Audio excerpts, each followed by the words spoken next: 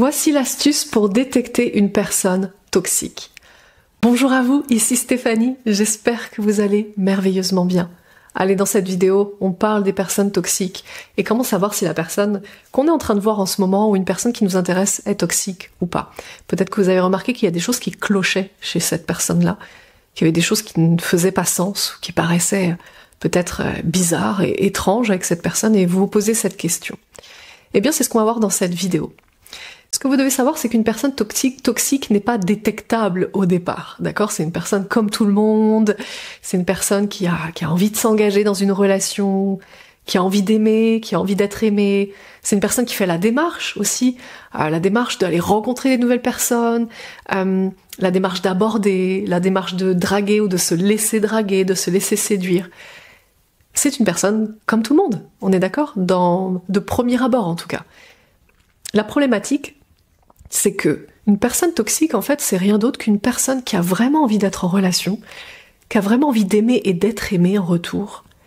Mais dès qu'il est question d'être avec quelqu'un qui l'aime, il n'y a plus personne. C'est-à-dire c'est une personne qui est OK pour aimer et être aimée, mais dès qu'il y a quelqu'un qui vraiment témoigne de l'amour pour il ou elle, eh bien cette personne toxique, qu'est-ce qui va se passer? Va s'enfuir. C'est-à-dire, c'est un peu comme si elle disait « Non mais moi, je suis vraiment prête, hein, je suis vraiment prête, tu sais. Ça fait un moment que je travaille sur moi, que j'ai réfléchi et je suis vraiment prête à m'engager, je sens que c'est le bon moment dans ma vie. J'ai vraiment envie de quelqu'un à qui je peux témoigner de l'amour et qui m'aimera en retour et j'ai vraiment envie de ça. Par contre, pas si tu m'aimes. Ah non, si tu m'aimes, par contre, ça marche pas. Non, c'est que si quelqu'un m'aime pas. Parce qu'une personne toxique, au final, elle va vous dire « Oui, moi je veux aimer et être aimé », mais dans ses actes et dans son comportement, ce que ça dit, c'est « Je veux bien aimer, mais par contre, si tu m'aimes, je te défonce. Si tu m'aimes, je m'enfuis, je te blesse, je fais des trucs qui sont pas agréables, qui sont vraiment même très désagréables, douloureux parfois. » Parce qu'en fait, ces personnes toxiques ont une énorme peur, la peur de souffrir de nouveau. Il y a plusieurs raisons pour la toxicité. Très souvent, on devient une personne toxique, on n'en a pas conscience. Les personnes toxiques vont pas vous dire « je suis toxique ». Attention toxique, tu sais, à marquer sur le front, attention toxique. Non, malheureusement non, ils n'ont pas des pancartes non plus au-dessus de leur front avec marqué toxique. Non, en fait, on s'en rend pas compte. C'est simplement que on développe de la toxicité, et vous avez entendu, j'ai dit « on » parce que je pense qu'au fond de moi aussi, j'ai beaucoup travaillé sur ma toxicité, je le suis beaucoup moins, mais je crois que je le resterai toujours un petit peu, j'ai toujours peur en fait, qu'on m'aime encore, qu'on m'aime vraiment profondément. Mon partenaire m'aime, mais dès qu'il me témoigne quand il fait des grosses déclarations, j'ai toujours ce truc en moi qui me dit « Oh mon Dieu, enfuis-toi » Évidemment que je ne le fais pas, parce que je continue, c'est toujours un travail que je fais dans ma vie. Et peut-être que ce sera un travail encore sur les prochaines années. Et peut-être que ce sera un travail jusqu'à la fin de ma vie. Et l'important, c'est que, pour mon cas, moi, j'ai conscience de ça. J'ai conscience de comment je me comporte certaines fois. J'ai conscience que parfois je prends mes distances. Et donc je sais que je dois absolument recombler cette distance-là et m'en excuser immédiatement. Parce que cette distance que je fais parfois n'est pas saine. C'est toxique, ce que je crée de temps en temps.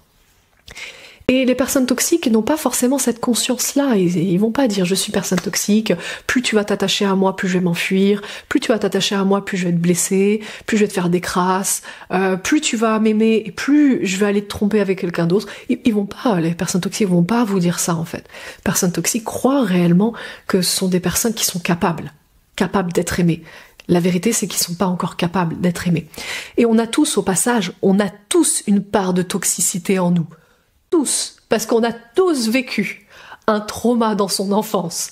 Un trauma qui est lié à papa, maman étaient dépressifs. Papa, maman m'ont abandonné, ou papa est parti, m'a abandonné, ou maman n'était pas assez présente à la maison, ou papa, maman ont divorcé, j'ai cru que c'était de ma faute, ou ma grande sœur est partie parce qu'elle est partie dans un internat pour faire des études et j'ai l'impression que c'était ma faute parce qu'elle m'a abandonné. Il y a tellement de raisons en fait qui peuvent créer un trauma. Et donc, Quand on a vécu un trauma, oui, on a cette petite part de toxicité. Maintenant, il y a une différence entre rejeter, blesser, piquer, faire du mal à l'autre, parce qu'on a peur, parce que l'autre commence à nous aimer, et simplement prendre un peu de distance, ou avoir un peu peur, avoir de l'anxiété, parce que l'autre nous témoigne un amour profond. Il y a une grande différence entre les deux. La personne toxique va utiliser 3 choses différentes pour pouvoir vous repousser, pour pouvoir repousser la personne qui est en train de s'attacher à elle. La première chose, c'est qu'elle va pouvoir crier ou insulter. Donc ça, c'est plutôt un comportement que je qualifierais de féminin. Donc il y a pas de, ça n'a pas de connotation négative ce que je suis en train de dire, d'accord? C'est juste un comportement féminin d'utiliser la communication pour pouvoir repousser l'autre. Communication, plutôt crier, s'énerver, émotionnellement, devenir émotionnel par exemple, et parfois même ça va jusqu'à insulter la personne. Ensuite, le deuxième moyen, c'est repousser ou ignorer. Donc ça, c'est un comportement qui est plutôt masculin en réalité. C'est-à-dire que la personne va plutôt repousser l'autre, ignorer l'autre, prendre ses distances, partir, quitter la situation, arrêter de communiquer avec la personne. Donc, vous voyez, on n'est pas dans une démarche émotionnelle de communication qui est plus féminin, on est plus dans une démarche de non-communication et non émotionnelle, donc on est plus sur un comportement masculin. Et la troisième façon dont la personne toxique va vous repousser, en tout cas vous allez pouvoir voir justement le niveau de toxicité de la personne, c'est si la personne va essayer de vous faire mal. C'est-à-dire que si vous êtes en train de témoigner votre amour, vous êtes en train de lui dire quelque chose qui démontre que vous êtes attaché à la personne, et la personne va chercher à vous faire du mal. En réalité, elle cherche à se faire du mal, d'accord ? Mais elle cherche à se faire du mal à travers vous. Donc ça va nécessiter de passer par vous. Ça peut être en critiquant quelque chose ou en vous blâmant sur quelque chose qui est sensible chez vous. Ça a été le cas dans une de mes relations précédentes où j'étais avec quelqu'un où on se faisait un miroir de malade sur notre toxicité. On se faisait un gros miroir, on avait des grosses choses à travailler tous les deux. Et je me souviens qu'à ce moment-là, je ne sais plus ce que j'ai dit, mais apparemment j'ai appuyé sur un bouton chez lui. Et il m'a dit: de toute façon, ton métier, c'est de la merde, j'ai jamais cru en ton métier, de toute façon, tout ce que tu fais, c'est n'importe quoi. Bam! Et j'étais en reconversion professionnelle, donc autant dire que critiquer sur quelque chose pour lequel je me sentais pas encore légitime, je me sentais pas encore en confiance par rapport à ça, ça m'a énormément et profondément blessée. Et c'était son moyen à lui, en fait, de pouvoir me faire du mal et me blesser dessus, et ça m'a donné un aperçu de sa toxicité, de son niveau de toxicité à ce moment-là. Et donc la personne peut vous dire des choses en appuyant sur des boutons, parce que la personne sait que si elle appuie sur ce bouton-là, ça va déclencher un truc chez vous. Il va y avoir une réaction émotionnelle chez vous. Et ça peut aller jusqu'à, en effet, vous tromper. C'est-à-dire aller dans les bras de quelqu'un d'autre pour se faire du mal à travers vous. Donc au final, le résultat, c'est que vous allez souffrir, mais évidemment, le résultat final que la personne toxique cherche et recherche ici dans tout ça, c'est se faire du mal à travers vous. Donc, peut-être que vous vous dites maintenant, mais il me suffit simplement d'aimer la personne. Il suffit, si j'aime profondément la personne, ça va la changer, non ? L'amour guérit de tout. L'amour guérit de tout dans les films américains et les Disney. Ouais. Mais ce qui guérit, surtout, c'est quand la personne fait un profond travail sur elle-même, envers elle-même. Vous pouvez faire tout ce que vous voulez face à une personne toxique, ça ne changera rien si la personne n'est pas prête à faire ce travail-là. Donc ça ne servira à rien de plonger à fond dans la relation en vous disant « cette personne va changer ». Ce que vous pouvez faire par contre, c'est faire un travail sur vous pour accepter la personne telle qu'elle est. C'est pas parce que la personne parfois pète des plombs ou fait des choses qui sont douloureuses que ça veut dire que vous devez vous séparer, que ça veut dire que ça ne peut pas être la bonne personne, que ça veut dire que vous ne pouvez pas être très heureux ou très heureuse dans une relation. Parce que être heureuse en amour, qu'est-ce que c'est ? C'est être majoritairement du temps heureux ou heureuse. Ça ne veut pas dire tout le temps. C'est-à-dire que parfois, comme dans toutes les relations, il y a des bas. Et il y a des bas qui sont très bas, parfois. C'est normal. C'est la vie d'un couple, c'est une relation, c'est normal. Donc maintenant, c'est juste à vous de décider. Est-ce que cette personne qui est toxique, est-ce que son niveau de toxicité me convient et est ok avec moi ? Est-ce que la quantité de toxicité, c'est-à-dire à quel point, combien de fois elle déverse sa toxicité sur moi, est-ce que ça aussi j'arrive à le gérer? Est-ce que c'est ok pour moi? Qu'est-ce que je fais de ça? Ou est-ce que je ne peux pas le gérer? Est-ce que c'est trop pour moi? Est-ce que ça va trop loin? Ce qui était mon cas par exemple avec mon ex, où je vous ai parlé, où c'était trop souvent trop loin. C'était on se faisait du mal en fait. Je cherchais à le piquer là où ça le faisait mal et il cherchait à me piquer là où ça me faisait mal. Ça allait trop loin, c'était trop souvent, c'était pas gérable. Alors qu'aujourd'hui dans ma relation, je le vois parfois il a des petits pics avec moi. Ça arrive une fois tous les 4-5 mois. Parfois je le vois, moi je prends mes distances. Ça arrive une fois tous les 4-5 mois. Et entre-temps, on est très heureux ensemble. Mais parfois, une fois tous les 4-5 mois, on n'est pas du tout heureux ensemble. Et ça dure 3 heures où on n'est pas du tout heureux ensemble.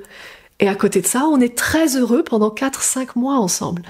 Donc c'est juste à vous de savoir, est-ce que c'est ok en fait? Est-ce que cette toxicité me convient? Est-ce que j'arrive à gérer cette toxicité? Est-ce que j'arrive à accepter en fait cette toxicité que la personne a en ce moment, ou est-ce que je n'arrive pas à la gérer? Et n'allez pas croire que la personne va changer. Ne partez pas de ce principe-là. Non, parce que la personne peut-être ne changera jamais. Partez plutôt de ce principe, parce que sinon vous risquez d'être très, très, très malheureux, très malheureuse en relation avec cette personne-là. Et enfin, pour terminer cette vidéo, je vais vous parler des signes que vous allez avoir que vous allez obtenir, qui vont vous indiquer que la personne est toxique. C'est quand vous avez une succession de red flags, vous savez, une succession de signes qui vous dit « Oh, problème, oh, problème, oh, problème ». C'est normal d'avoir un red flag avec une personne, ça ne veut pas dire que la personne est toxique, pas du tout. J'ai eu un énorme red flag avec mon compagnon quand je l'ai rencontré au premier rendez-vous. Et pourtant, il était extrêmement stressé, il était mal à l'aise face à moi. Et pourtant, donc pour moi, c'était un gros red flag en fait. Et pourtant, ça ne nous a pas empêché, à la fin du rendez-vous, de se sentir extrêmement bien ensemble et d'avoir envie de se revoir et de créer cette relation merveilleuse qu'on a aujourd'hui ensemble. Et l'un des signes n'est pas d'avoir l'un des signes de la toxicité n'est pas d'avoir un red flag ou 2 red flags, c'est d'avoir continuellement des red flags encore et encore et encore, qui sont toujours justifiés par la personne, qui sont toujours expliqués de façon très rationnelle par la personne. La problématique est l'enchaînement des red flags. La problématique est quand une personne vous dit qu'elle vous aime, ou qu'elle vous adore, ou qu'elle aime passer du temps avec vous, mais qu'elle continue à voir d'autres personnes. Ou je vais vous donner un exemple. Ah bon? Tu m'as vu avec une autre femme à la soirée, quand t'es sortie de boîte, tu m'as vu par hasard avec une autre femme à mon bras? Ah non, mais c'était juste une amie. Mais tu sais, elle est en pleine dépression parce qu'elle est en pleine séparation, elle avait vraiment besoin de soutien, et puis bon bah il s'est avéré que j'étais par hasard par là, et c'est tout. Et t'as rien à craindre, c'est juste une amie. La semaine d'après. Ah, tu m'as vu au restaurant avec une autre femme, différente de la dernière fois quand tu m'avais croisée? Non, mais t'en fais pas, c'est juste une collègue de travail, il s'est rien passé, en tout honneur. Il s'est rien passé, absolument rien. Attention, elle ne m'intéresse pas, cette femme-là. On a juste déjeuné ensemble parce que tu sais, elle est en train de travailler sur un projet qui est très important, qui permettra de développer ma carrière. Donc on a juste discuté là-dessus. Red flag, red flag. Alors évidemment, ce type de partenaire, ça peut être, d'ailleurs j'ai dit il, mais ça peut très bien être elle. Ce type de partenaire est à éviter, bien évidemment, parce que vous avez compris que la toxicité, elle est bien présente, elle est bien là, et elle est en grande quantité. Mais ça peut aller carrément moins loin que ça. Mais ça peut être des red flags, des signes. Quand vous avez l'impression d'être embrouillé, que vous savez plus trop sur quel pied danser en fait. Vous avez des signes que ça va pas, mais au final la personne vous fait des démonstrations d'amour incroyables ou d'attachement incroyable. Mais après vous avez un autre signe, et en fait l'autre personne avait une bonne excuse, et puis l'autre personne vous fait des cadeaux merveilleux, et vous savez plus en fait, vous comprenez pas. C'est quand vous avez cette sensation d'être embrouillé, c'est un signe qu'il y a de la toxicité dans cette relation. Il est temps de faire quelque chose par rapport à ça. Si vous voulez aller plus loin sur le sujet, je vous invite à faire le quiz que je vous offre, premier lien en dessous de cette vidéo, pour mesurer le niveau de maturité personnelle. C'est à quel point vous êtes prêt, réellement prête à rencontrer la bonne personne. La bonne personne. Qu'il y ait un peu de toxicité ou pas du tout. Bref, mais que ce soit pas une personne toxique. Que ce soit une personne différente de la personne toxique que vous rencontrez aujourd'hui? À quel point vous êtes réellement prêt, réellement prête à rencontrer la bonne personne dans votre vie? En fonction des réponses que vous apportez à ce quiz, je vais vous partager ensuite par email mes meilleures stratégies pour pouvoir lever les blocages que vous avez et faire que vous allez attirer la bonne personne dans votre vie et construire une relation amoureuse épanouissante avec cette bonne personne. Donc, par rapport à tout ce que je vous ai partagé dans cette vidéo, ne restez pas juste dans la théorie, mettez en pratique. Et puis, j'ai plus qu'à vous embrasser fort. Je vous souhaite une magnifique journée, prenez bien soin de vous et je vous dis à la prochaine vidéo.